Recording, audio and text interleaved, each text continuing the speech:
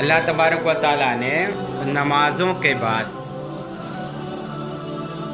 دعا کرنے کا، کچھ دعاؤں کے پڑھنے کا حکم فرمایا ہے۔ فرضوں کے بعد دعا کا ثبوت ہے اور ترغیب بھی دی گئی ہے۔ حدیث مشہور ہے، الدعاء مخ العبادہ،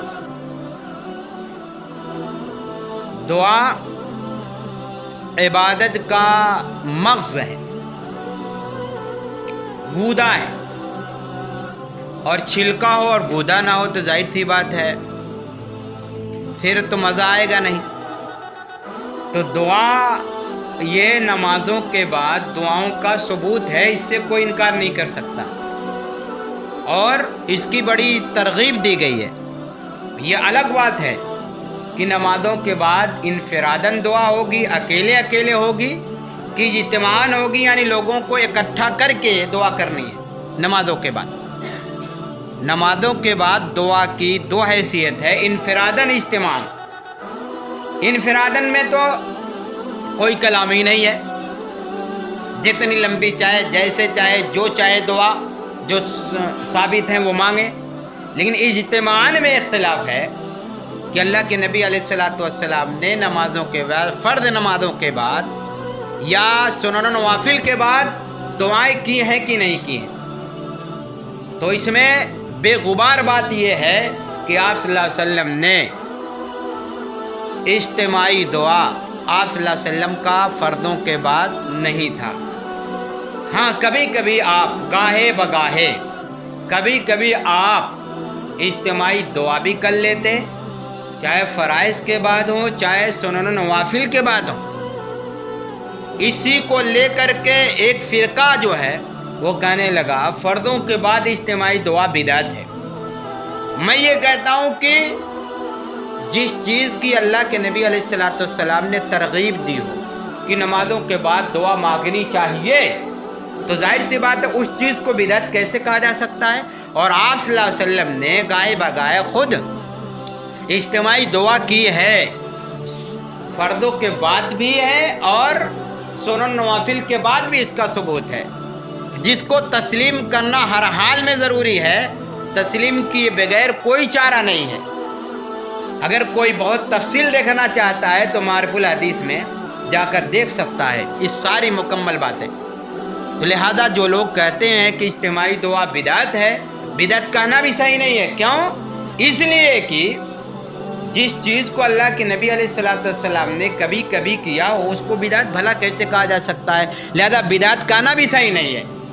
ہاں ایک ہمارے اندر خرابی ہے، وہ یہ ہے کہ نمازوں کے بعد، فرضوں کے بعد اجتماعی دعا کو ضروری اگر کوئی قرار دیتا ہے تو یہ بھی غلط ہے۔ ضروری قرار دیتا ہے، غلط ہے۔ وہ یہ بنیاد ہے کہ ہمارے یہ ہوتا ہے کہ اگر کوئی فرضوں کے بعد بغیر دعا کی وہ اپنی دعا مانگ کر چلا جاتا ہے، لوگ ترچھی نگاہ سے اس کی طرف دیکھتے ہیں۔ بھئی نمازوں کے بعد دعا کرنا نہ فرض ہے نہ واجب ہے، زیادہ سے زیادہ مستحب ہے، اور مستحب کام پر التزام کرنا، اس کو ضروری سمجھنا، یہ غلط ہے شریعت کے اندر۔ جس چیز کو شریعت نے ضروری قرار نہ دیا ہو اس پر التزام کرنا، اور نہ کرنے والے پر غلط نگاہ ڈالنا، اس کو غلط تصور کرنا، یہ بھی اپنے آپ میں بہت غلط کام ہے۔ اس لیے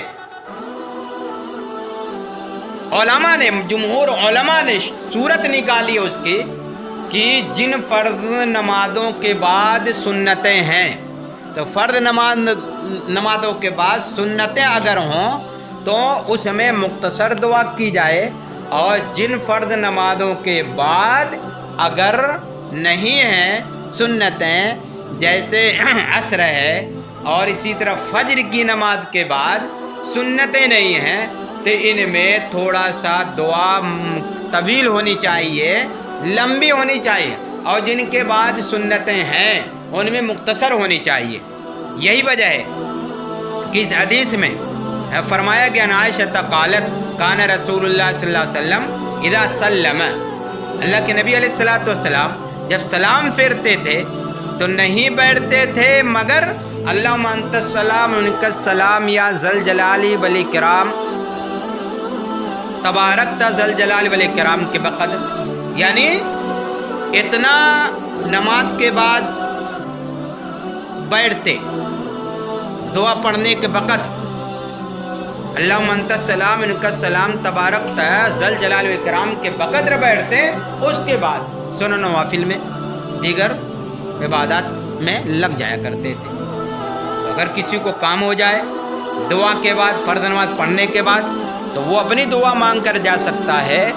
نہ جانا غلط ہے اور نہ ہی جانے والے کو غلط سمجھنا صحیح ہے، بلکہ جانے والا گیا ہے تو وہ بھی صحیح کیا ہے۔ اور اگر کوئی اس کو غلط تصور کرتا ہے تو اپنے خیال کو درست کر لینا چاہیے۔